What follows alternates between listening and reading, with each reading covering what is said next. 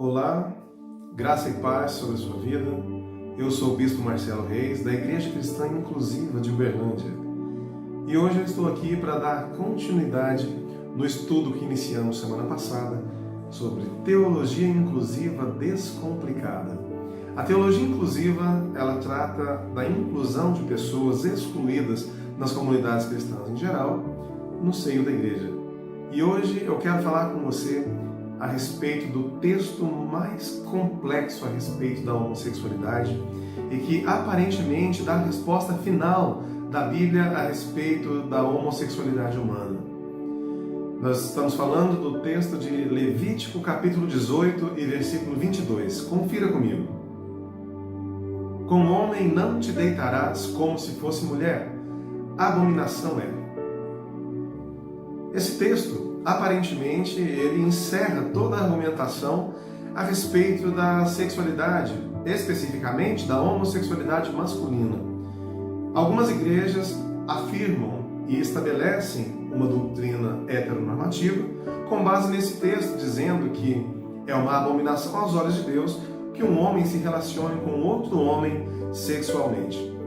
Mas antes de entrarmos no entendimento completo desse texto, antes de abordarmos a sua interpretação exegeticamente, eu gostaria de lembrar que nenhuma igreja utiliza o livro de Levítico para nada. Nenhuma igreja cristã baseia a sua regra de fé e prática no livro de Levítico, e isso é muito simples de explicar o porquê. A finalidade do livro de Levítico é reger a norma de culto do antigo Israel. A lei mosaica, ela estabelece alguns comportamentos rituais, e este capítulo que estamos lendo, ele está voltado não apenas para a idolatria, mas também a costumes pagãos que Deus não gostaria que Israel copiasse.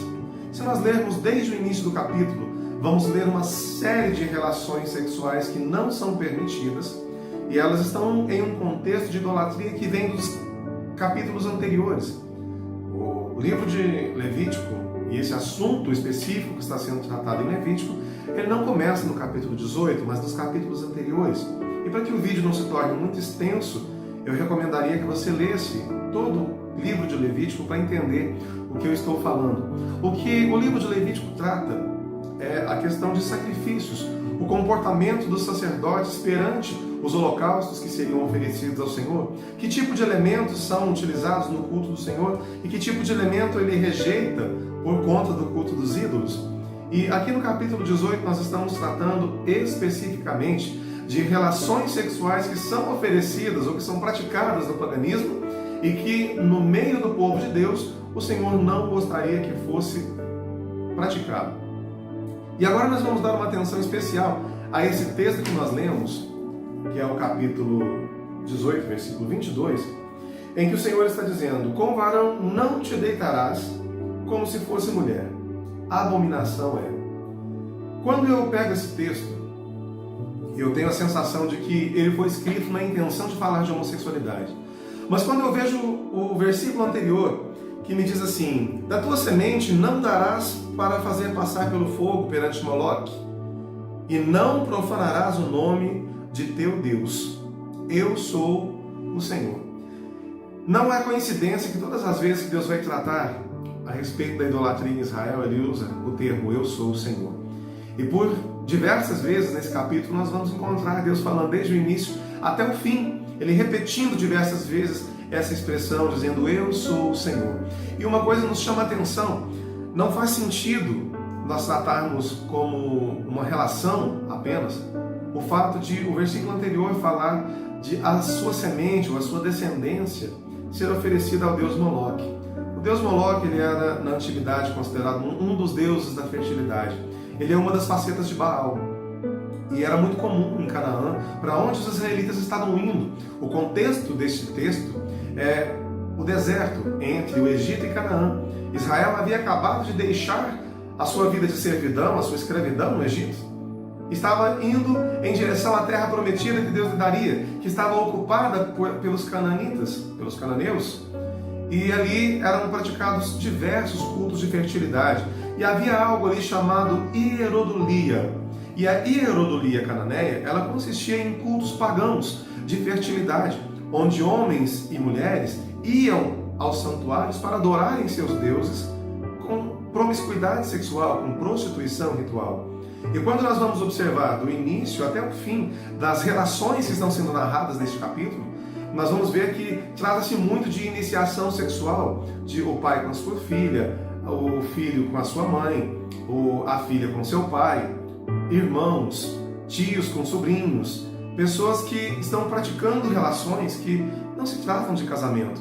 Aqui o texto, quando fala por diversas vezes, não descobrirás a nudez de tal pessoa. E descobrir a nudez de alguém é ter relação sexual pela primeira vez com aquela pessoa. Não se trata especificamente de um casamento.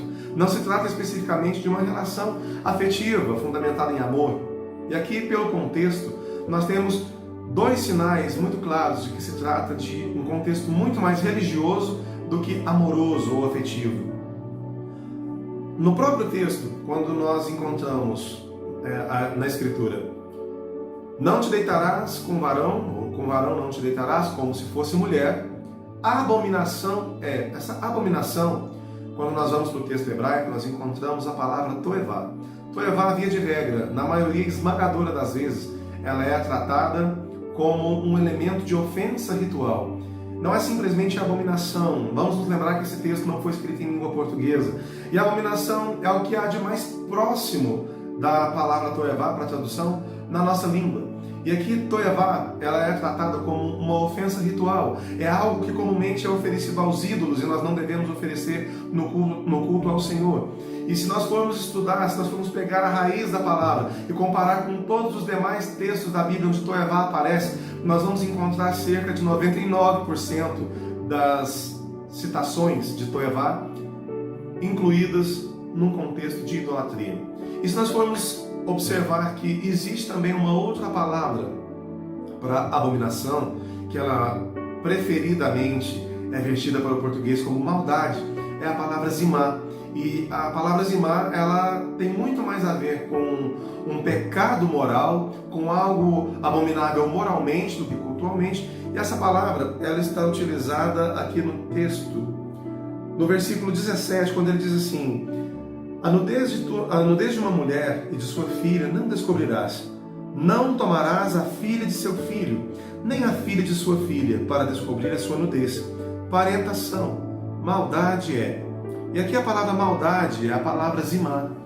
E ela trata especificamente de um pecado moral, de uma ofensa moral, de algo moralmente inaceitável, um pecado sexual, nesse caso, que não tem a ver com o culto. Aqui nós estamos dizendo que se um homem se relaciona com uma mulher e com a sua filha, isso é uma coisa absurdamente imoral. Mas não se trata de uma abominação ritual, como se trata no versículo 22. E quando nós entendemos o contexto de idolatria, faz todo sentido que a partir do versículo 19 nós estejamos vendo que o texto diz o seguinte: não te chegarás à mulher durante a separação da sua imundícia. Isso aqui no texto é uma referência ao período menstrual da mulher, que era muito comum, que a menstruação ela era um símbolo de fertilidade também, portanto, oferecida nos cultos de fertilidade. E nem te deitarás com a mulher de teu próximo para a cópula, para te contaminares com ela.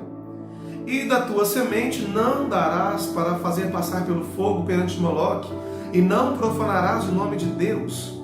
Eu sou o Senhor. Queridos, isso tem um significado íntimo com a idolatria. O fato de relações ilícitas serem proibidas e, na sequência, a orientação para que os frutos desses relacionamentos não sejam oferecidos ao Deus Moloque é a chave da interpretação. Nós não temos que nem mesmo argumentar mais. E nós fingimos que nada disso está acontecendo e vamos então aplicar ao versículo 2, o versículo 22, que é o versículo seguinte, o sentido puramente sexual, puramente afetivo. Não podemos fazer isso. No versículo 22 encontraremos então: com o varão não te deitarás como se fosse mulher. A abominação é. O simples fato de abominação aqui ser uma alusão à ofensa ritual já nos faz entender que essa relação sexual de um homem com outro homem, como se esse outro homem fosse uma mulher, está no contexto de idolatria, ela já sim está claro diante dos nossos olhos. Mas existe um outro ponto que nós precisamos levar em consideração aqui, que é o costume de desumanização. Quando prisioneiros eram capturados, vamos lembrar do episódio de Sansão. Prisioneiros, inimigos, eram capturados e feitos de diversão nos tempos pagãos. Lembre-se de Sansão. Ele foi capturado, levado ao templo de Dagon, e ali ele servia de diversão para que os filisteus pudessem observá-lo e rir da sua derrota. Da mesma forma, em outras civilizações, e mesmo entre os filisteus, acontecia de os seus capturados de guerra, os seus prisioneiros de guerra, eles seriam humilhados, desumanizados. E os cananeus tinham a prática também de desumanizar. E não existia forma de maior desumanização para um homem na antiguidade do que ser tratado como se fosse uma mulher. E aqui não se trata simplesmente de uma relação, trata-se de feminilizar um homem, trata-se de se deitar com outro homem como se ele fosse uma mulher e não como um homem. Nós que somos homoafetivos, nós não nos deitamos com outros homens como se fossem mulheres. Nós nos casamos, nós que somos cristãos, e inclusivos, somos cristãos, homossexuais, bissexuais, LGBT em geral. Nós não tratamos outros homens como mulheres, nós os tratamos como são, nós não fazemos nem a oferta ritual da nossa cópula, das nossas relações íntimas a deuses pagãos, nós não oferecemos isso no altar do Senhor, que é o que está sendo condenado no texto, e também não desumanizamos, não tratamos outros homens como se fossem mulheres. Uma outra coisa que nos chama muita atenção é que as pessoas que se dedicam a trazer o livro de Levítico à baila, trazê-lo de novo ao rol de livros de fé e prática, eles não aceitam o que há mais em Levítico, apenas esses dois textos. Se nós formos observar, nós vamos utilizar aí o capítulo 18, versículo 22, vamos também usar o capítulo 20, versículo 13, mas vamos ignorar tudo que acontece entre esses dois versículos. Veja o que mais o livro de Levítico diz entre os capítulos 18 e 20. Nós não podemos aceitar o 18 e o 20 e ignorar o 19. O capítulo 19 diz o seguinte: no versículo 3 ele diz: cada um temerá a sua mãe e a seu pai e guardará os meus sábados. Eu sou o Senhor, vosso Deus. No versículo 19 diz: guardareis os meus estatutos. Não permitirás que se ajuntem misturadamente diferentes espécies de animais. Não plantareis dois tipos de semente na mesma lavoura. Não usareis roupas feitas com tecidos diferentes. No versículo 27 ele diz: não cortareis os cabelos do lado da cabeça e não aparareis as pontas da barba. E se nós formos sair do livro de Levítico para ir para outros textos da lei de Moisés, também nós vamos encontrar em Êxodo capítulo 21, versículos 7 e 8, dizendo assim: se um homem vender sua filha como escrava, ela não será liberta como os escravos homens. Se ela não agradar ao seu senhor, que a escolheu, ele deverá permitir que ela seja resgatada. Não poderá vendê-la para estrangeiros, pois isso seria deslealdade com ela. Êxodo capítulo 35, versículo 2b diz assim: qualquer pessoa que trabalhar no dia de sábado deverá morrer. Deuteronômio 21, versículos 18 a 21 diz: se um homem tiver um filho desobediente, que não obedece a seu pai nem a sua mãe, e não os escuta quando o disciplinam, o pai e a mãe o levarão aos líderes da cidade. Então todos os homens da cidade o apedrejarão até que ele morra. Se nós vamos guardar a lei, queridos, nós não podemos escolher. Se nós vamos tratar o livro de Levítico como regra de fé e prática para a igreja, nós devemos guardá-lo todo e não somente aquilo que achamos interessante. Eu espero que tenha sido útil para a sua vida, que tenha sido claro. E na próxima semana nós continuaremos a tratar outros textos e escolhemos para o próximo vídeo o tema de Romanos capítulo 1, que diz, ou melhor dizendo, que fazem dizer a respeito das relações contrárias à natureza. Não perca, segue o nosso canal, faça deste canal o seu ponto de encontro semanal para estudos da Bíblia. Deus te abençoe e até a semana que vem.